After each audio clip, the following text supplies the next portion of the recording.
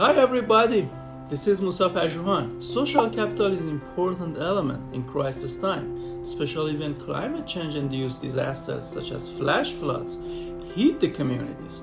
Flash floods always threat coastal communities, particularly vulnerable and marginalized communities in developing countries around the world. While various tools and measures are under examination for building and enhancing resilience capacity in order to improve the resilience of these communities for future risks, social capital has been shown to influence how local communities can be resilient using their social connectedness. So, I and my colleagues have investigated this very topic in the city of Nekah in north of Iran. The city has been subject to these several heavy floods for years.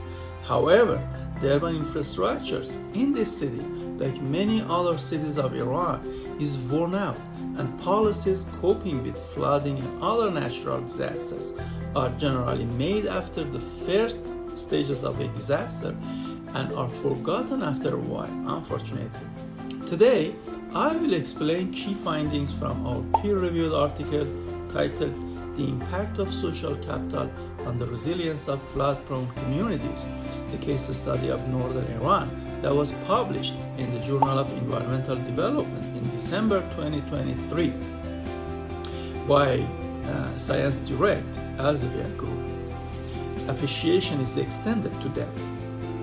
Well, during this study, the purpose of us was to investigate the function of social capital in informing and improving the resilience capacity process of coastal communities in Nekah in northern Iran.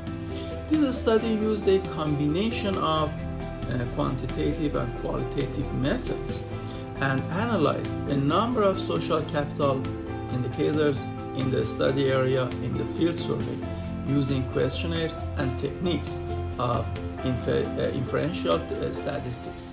We identified three types of social capital in the literature: bridging, linking, and bounding forms that can be used by local communities for recovery in times of crisis.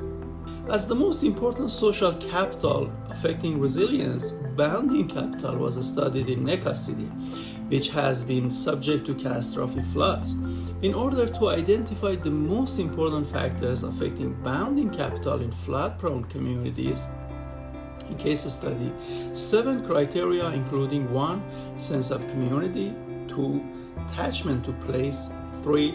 Livability of the neighborhood, 4. Socializing with the neighbors, 5. Sense of belonging to the neighborhood, and 6.